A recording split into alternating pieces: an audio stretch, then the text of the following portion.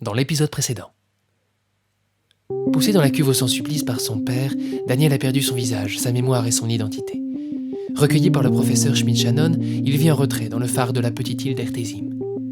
Au loin, une indicible menace grandit, et le professeur le sait. Daniel doit s'entraîner à la maîtrise de son nouveau pouvoir.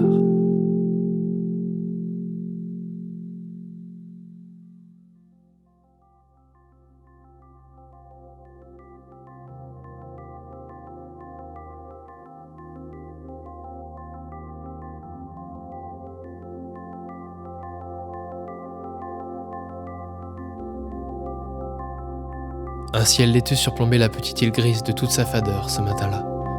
Le soleil peinait encore à illuminer la côte à l'heure du réveil. La mer était d'huile et le vent tardait lui aussi à se lever. Daniel, lui, était déjà debout. Tous les matins, le regard tourné vers l'ouest, Daniel attendait. Il aimait se balader de bonne heure, longer les quais du petit port jusqu'à la crique solitaire qui concluait l'extrémité de l'île. À petite foulée, Daniel slalomait entre les cajots abandonnés sur la piste de l'air marin.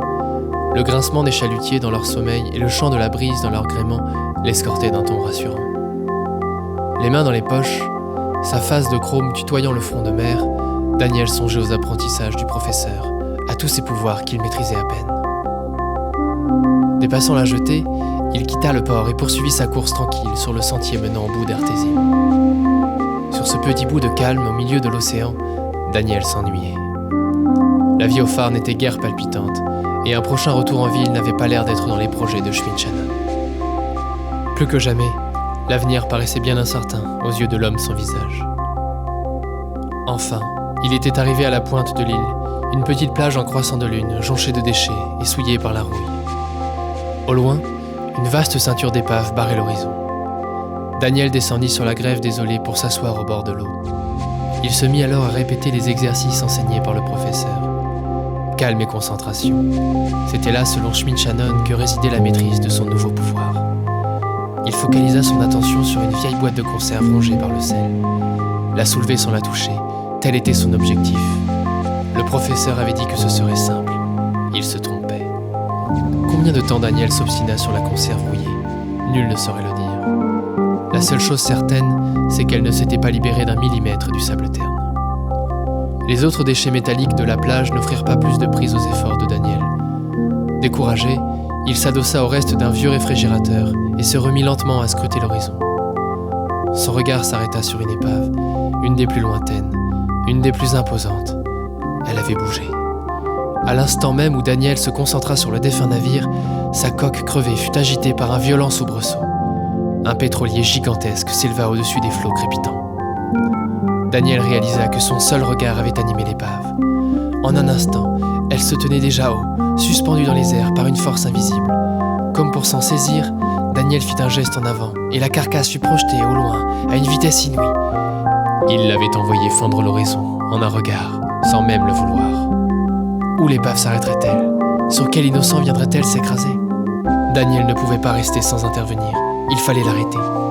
Instantanément, il sut quoi faire. La concentration restait inefficace sans but.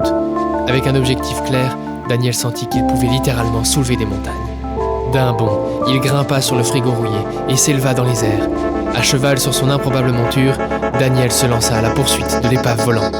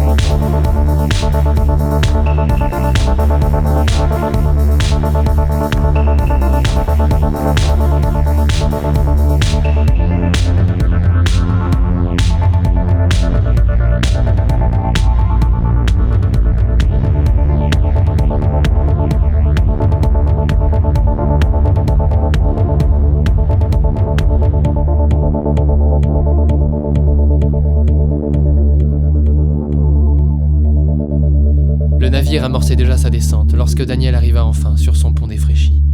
Il concentra toute son énergie pour maîtriser l'épave, mais en vain.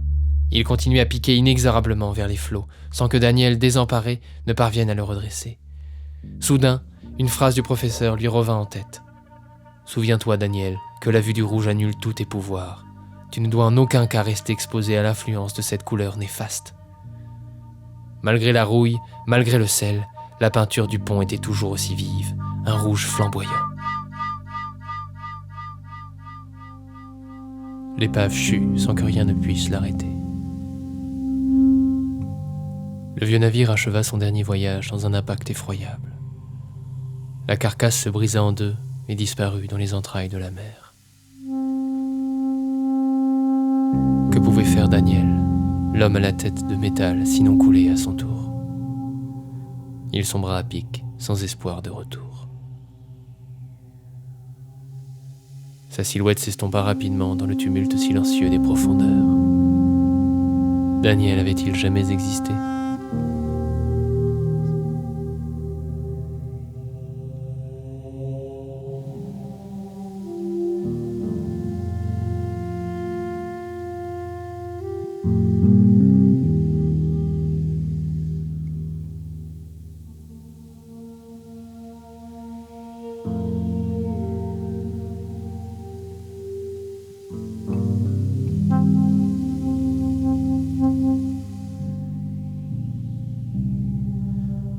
Un murmure lointain se fit alors entendre à travers le ressac, comme un froissement incertain venu ébranler l'obscurité contre laquelle Daniel ne luttait plus.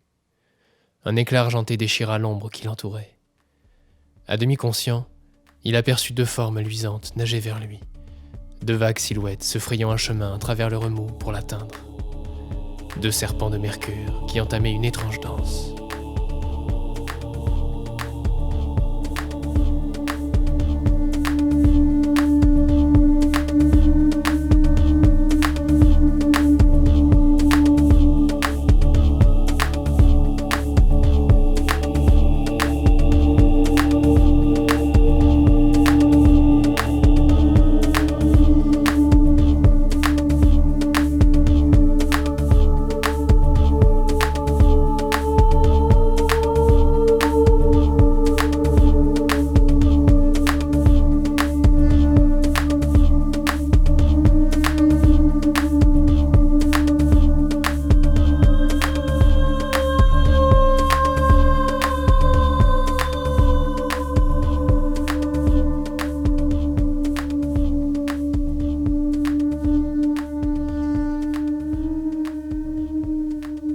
Placés autour de sa tête magnétique en une surréelle couronne, ils se mirent à tourner de plus en plus vite. Il n'osait y croire. La spirale d'argent le ramenait à la surface. À des kilomètres de là, un enfant se figea sur la grève esselée, les yeux rivés vers le large, pointant du doigt l'horizon. « Qu'y a-t-il, petit ? » ?»« Là-bas, regarde, c'est lui, c'est Daniel !» Auréolé de mercure, Daniel s'est levé au-dessus des flots, les bras en croix. Il se sentit transpercé d'une force nouvelle. Au seuil d'un pouvoir colossal, il avait frôlé la mort, et les éléments étaient venus à son secours. Pour la première fois, il se sentit connecté aux forces qui l'entouraient. Il faisait partie du cosmos, et par cette renaissance, il avait enfin trouvé sa place. « Mais que peux-tu voir ? Tu es aveugle, mon enfant.